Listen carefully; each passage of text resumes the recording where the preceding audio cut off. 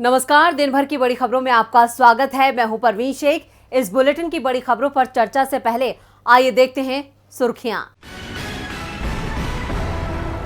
गुजरात चुनाव की तैयारियों में जुटा चुनाव आयोग 10 अक्टूबर को जारी करेगा अंतिम मतदाता सूची। इसके बाद होगा विधानसभा चुनाव का ऐलान। राजधानी दिल्ली की सेवाओं पर केंद्र का रहेगा कंट्रोल या दिल्ली सरकार के बढ़ेंगे अधिकार। संविधान पीठ 9 नवंबर को करेगी मामले की सुनवाई।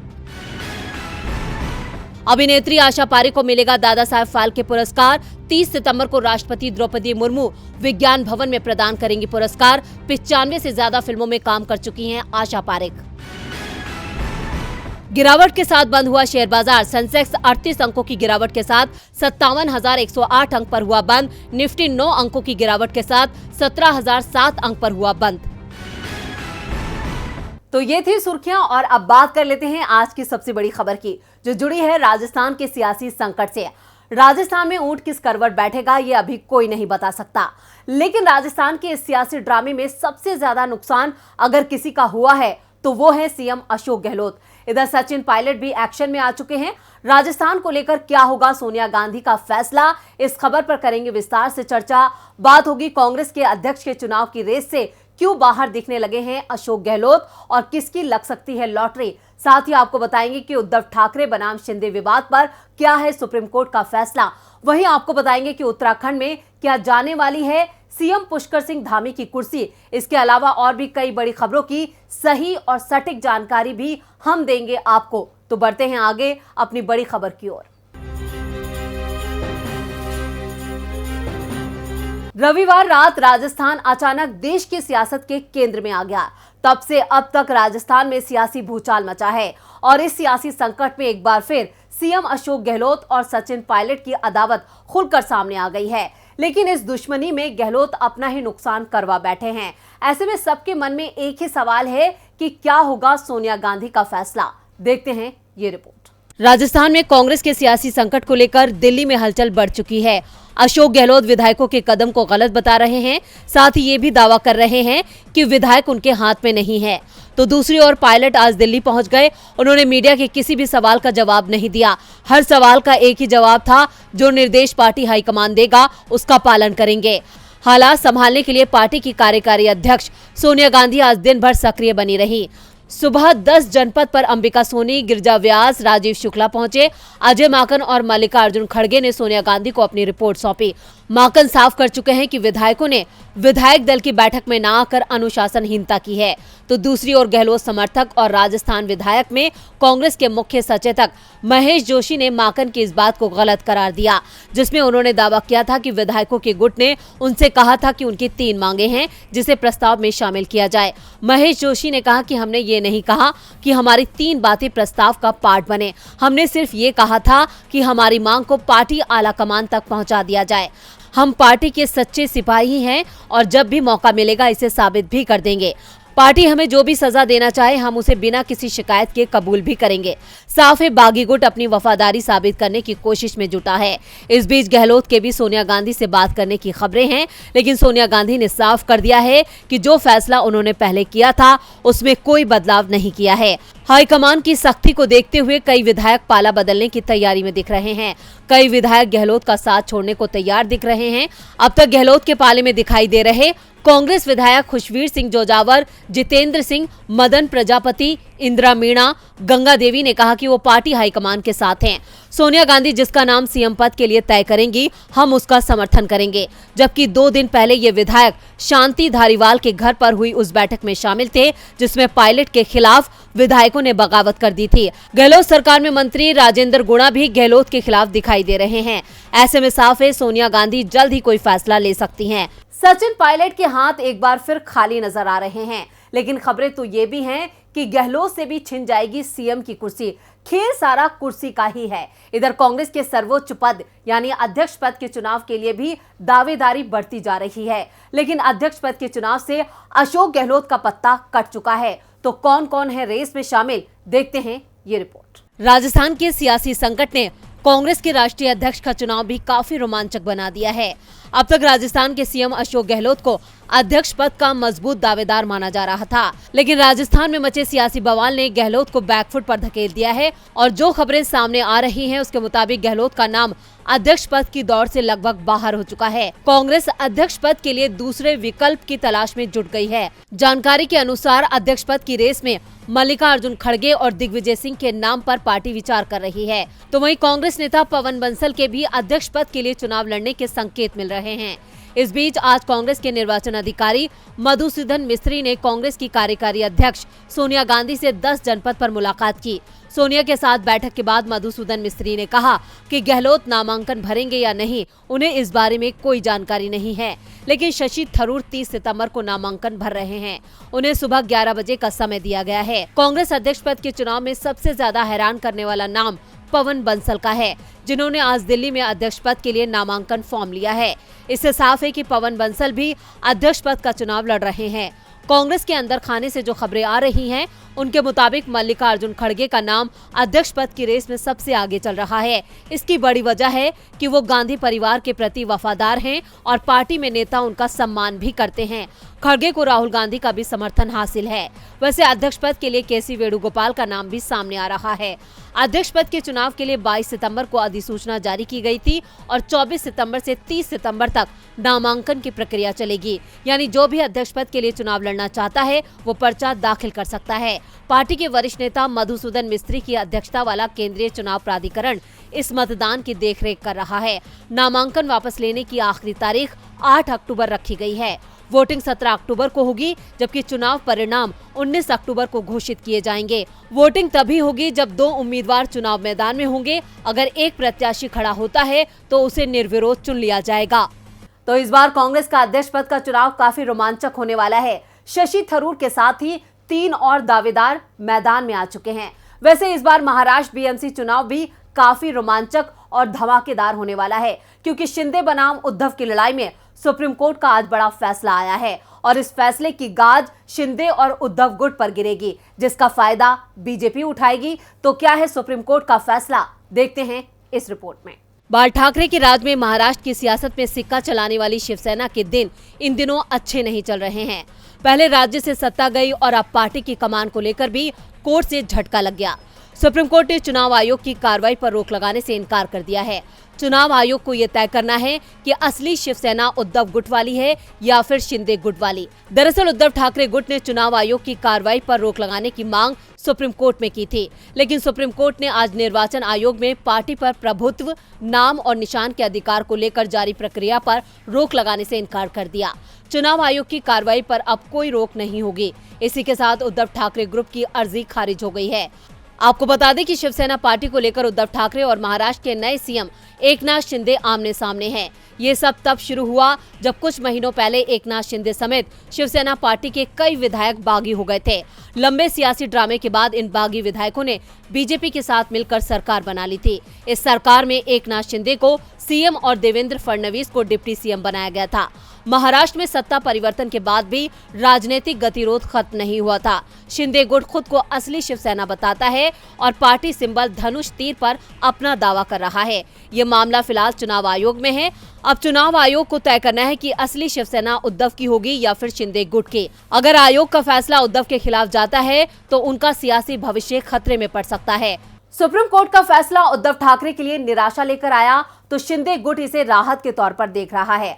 अब देखना होगा कि चुनाव आयोग क्या फैसला लेता है, क्योंकि शिंदे गुट अब चुनाव आयोग पहुंच चुका है। इधर हिमाचल प्रदेश की चुनावी जंग में कांग्रेस का पलड़ा भी भारी नजर आ रहा है। बीजेपी अपनी वापसी का दावा कर रही है, लेकिन कांग्रेस ने उसके दावे की हवा निकाल दी है।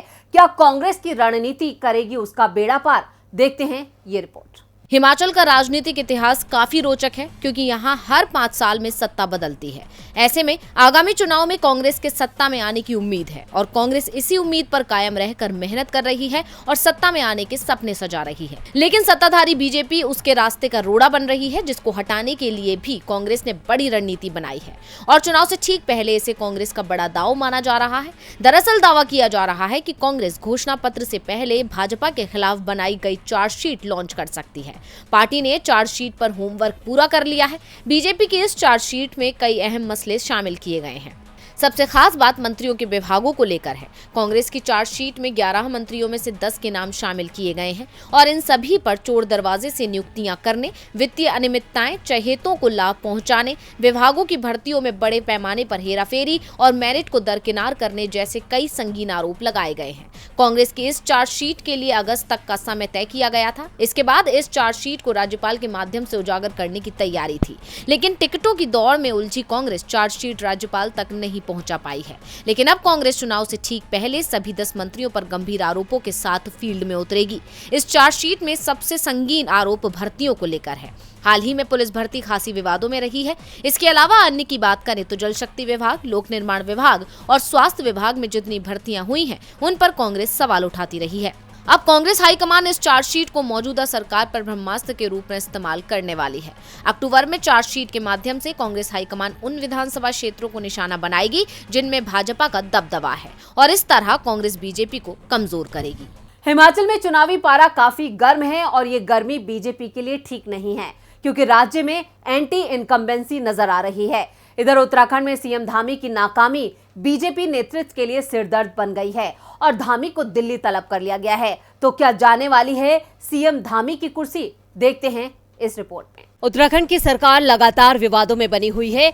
विधानसभा में बैकडोर भर्तियों का मामला हो या फिर हाल ही में अंकिता का मामला, सरकार किसी भी मामले को सही तरीके से हैंडल नहीं कर पाई, जिस कारण से बीजेपी सरकार की जमकर किरकिरी हुई है, जिसे लेकर पार्टी हाईकमान ने सख्त रुख अपना लिया है। उत्तराखंड के सीएम पुष्कर सिंह धामी, बीजेपी के प्रदेश अध्यक्ष महेंद्र भट्ट, विधानसभा अध्यक्ष रितु खंडूरी को दिल्ली बुला लिया गया है। दावा किया जा रहा है कि सरकार के कामकाज से पार्टी हाईकमान खुश नहीं है। चर्चाएं राज्य में नेतृत्व परिवर्तन को लेकर भी चल रही हैं। हालांकि दिल्ली रवाना हुए धामी ने कहा कि उनकी सरकार को कोई खतरा नहीं है। वो दिल्ली जा रहे हैं, जहां पार्टी के वरिष्ठ नेताओं के सामने वो राज्य के विकास की जानकारी देंगे। धामी के दिल्ली जाने से उत्तराखंड का सियासी पारा अचानक ही चढ़ गया है। एक और चर्चा सीएम बदलने की हो रही है, तो कई लोग दावा कर रहे हैं कि मंत्रिमंडल में बड़ा बदलाव हो सकता है। सीएम की कुर्सी सुरक्षित रहेगी। धामी मंत्रिमंडल में अभी 3 सीटें खाली हैं। कुछ मंत्रियों का प्रदर्शन बेहद खराब रहा है। ऐसे में पार्टी हाईकमान की हरी झंडी मिलने पर ऐसे मंत्रियों को मंत्रिमंडल से बाहर किया जा सकता है। साथ ही युवा चेहरों पर भी दांव लगाया जा सकता है। इस बीच कैबिनेट मंत्री प्रेमचंद अग्रवाल को भी दिल्ली बुलाया गया है। उत्तराखंड भर्ती मामले में सरकार की हुई किरकिरी को लेकर उनसे सवाल जवाब किए जा सकते हैं। उनके लिए अपना मंत्री पद बचाए रखना मुश्किल दिख रहा है। उत्तराखंड भर्ती मामले को लेकर कांग्रेस महासचिव प्रियंका गांधी भी सवाल उठा चुकी हैं। ऐसे में बीजेपी का केंद्रीय नेतृत्व भी दबाव में है। साफ ही उत्तराखंड में बड़ा बदलाव देखने को मिल सकता है। सवाल ये उठ रहे हैं कि क्या सीएम पुष्कर सिंह धामी की कुर्सी बचेगी या जाएगी? वैसे धामी अपनी कुर्सी सुरक्षित मान रहे हैं। अब देखना होगा उनको लेकर बीजेपी नेतृत्व क्या फैसला करता है। इधर केंद्रीय गृह राज्य मंत्री अजय मिश्र टेनी की कुर्सी पर भी खतरा मंडरा रहा है। एक 22 साल पुराने मामले में अजय मिश्र टेनी को जेल की हवा भी खानी पड़ सकती है और ऐसे में उनकी कुर्सी भी जा सकती है। तो क्या है पूरा मामला, देखते हैं ये रिपोर्ट। लखीमपुर खीरी मामले को भले ही 1 साल हो गया हो, लेकिन इस केस की गूंज अभी भी पूरे देश में सुनाई देती है।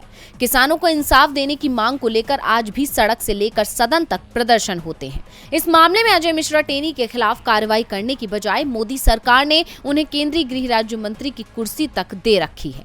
यहाँ तक कि निर्दोष किसानों के खिलाफ ही एक्शन लिया जाता है। भले ही लखीमपुर मामले में टेनी को बचा लिया गया हो, मगर अब दूसरे मामले में उनकी मुश्किलें बढ़ गई हैं। 22 साल पुराने प्रभात गुप्ता मामले में अब कोर्ट सुनवाई के लिए राजी हो गया है। दरअसल अजय मिश्र टेनी को मिली जमानत रद्द करने की कोर्ट में मांग की गई थी। इस मामले में आज हाईकोर्ट की लखनऊ बेंच में सुनवाई हुई। लखनऊ हाईकोर्ट में एमपी एमएलए कोर्ट में जस्टिस रमेश सिन्हा, जस्टिस रेणु अग्रवाल की डबल बेंच इस मामले की सुनवाई की। इस दौरान अजय मिश्र टेनी के वकील ने सुप्रीम कोर्ट में केस ट्रांसफर करने की अर्जी लगे होने का हवाला देकर आगामी तारीख की मांग की। अब इस मामले की सुनवाई 17 अक्टूबर को होगी। बेंच ने 17 अक्टूबर तक केस ट्रांसफर के मामले में सुप्रीम कोर्ट से ऑर्डर लेने की हिदायत देकर अगली तारीख दी है।